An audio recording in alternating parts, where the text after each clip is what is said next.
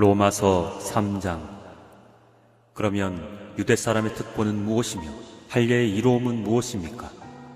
모든 면에서 많이 있습니다. 첫째는 그들이 하나님의 말씀을 맡았다는 것입니다. 그런데 그들 가운데서 얼마가 신실하지 못했다고 해서 무슨 일이라도 일어납니까? 그들이 신실하지 못했다고 해서 하나님의 신실하심이 없어지겠습니까? 그럴 수 없습니다. 사람은 다 거짓말쟁이이지만 하나님은 참되십니다. 성경에 기록한 바 주님께서는 말씀하실 때에 의로우시다 인정을 받으시고 재판을 받으실 때에 주님께서 이기시려는 것입니다 한 것과 같습니다. 그런데 우리의 불의가 하나님의 의를 드러나게 한다면 무엇이라고 말하겠습니까? 우리에게 진노를 내리시는 하나님이 불의하시다는 말입니까? 이것은 사람들이 말하는 방식으로 내가 말해본 것입니다. 절대로 그럴 수 없습니다. 만일 그렇다면 하나님께서 어떻게 세상을 심판하실 수 있겠습니까? 다음과 같이 반박하는 사람도 있을 것입니다. 나의 거짓됨 때문에 하나님의 참되심이 더욱 분명하게 드러나서 하나님께 영광이 돌아간다면 왜 나도 역시 여전히 죄인으로 판정을 받습니까? 더욱이 좋은 일이 생기게 하기 위하여 악한 일을 하자 하고 말할 수 있겠습니까?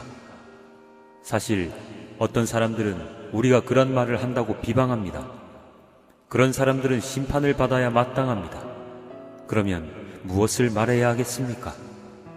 우리 유대 사람이 이방 사람보다 낫습니까? 전혀 그렇지 않습니다. 유대 사람이나 그리스 사람이나 다 같이 죄 아래 있음을 우리가 이미 지적하였습니다. 성경에 이렇게 기록되어 있습니다. 의인은 없다. 한 사람도 없다. 깨닫는 사람도 없고 하나님을 찾는 사람도 없다. 모두가 곁길로 빠져서 쓸모가 없게 되었다. 선한 일을 하는 사람은 없다. 한 사람도 없다. 그들의 목구멍은 열린 무덤이다. 혀는 사람을 속인다. 입술에는 독사의 독이 있다. 입에는 저주와 독설이 가득 찼다. 발은 피를 흘리는 일에 빠르며 그들이 가는 길에는 파멸과 비참함이 있다. 그들은 평화의 길을 알지 못한다. 그들의 눈에는 하나님을 두려워하는 빛이 없다.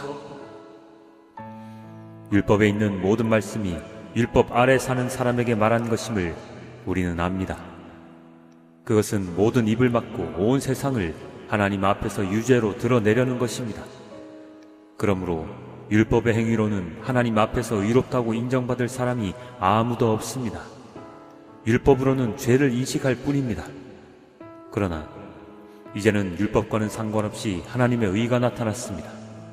그것은 율법과 예언자들이 증언한 것입니다.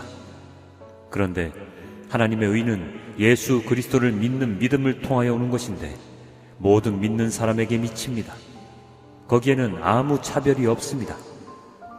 모든 사람이 죄를 범하였습니다. 그래서 사람은 하나님의 영광에 못 미치는 처지에 놓여 있습니다. 그러나 사람은 그리스도 예수 안에서 얻는 구원으로 말미암아 하나님의 은혜로 값없이 의롭다는 선고를 받습니다. 하나님께서는 이 예수를 속죄 제물로 내주셨습니다. 그것은 그의 피를 믿을 때에 유효합니다. 하나님께서 이렇게 하신 것은 사람들이 이제까지 지은 죄를 너그럽게 보아주심으로써 자신의 의를 나타내시려는 것이었습니다. 하나님께서 오래 참으시다가 지금 이때에 자기의 의로우심을 나타내신 것은 하나님은 의로우신 분이시라는 것과 예수를 믿는 사람은 누구나 의롭다고 하신다는 것을 보여주시려는 것입니다. 그렇다면 사람이 자랑할 것이 어디에 있습니까? 전혀 없습니다. 무슨 법으로 의롭게 됩니까? 행위의 법으로 됩니까?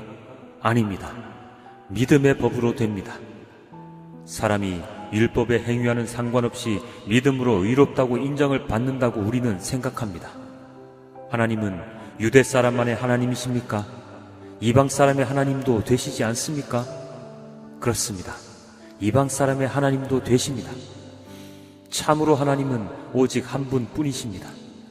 그러므로 하나님께서는 할례를 받은 사람도 믿음을 보시고 의롭다고 하시고 할례를 받지 않은 사람도 믿음을 보시고 의롭다고 하십니다.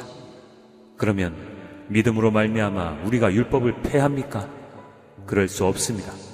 도리어 율법을 굳게 세웁니다. 아멘.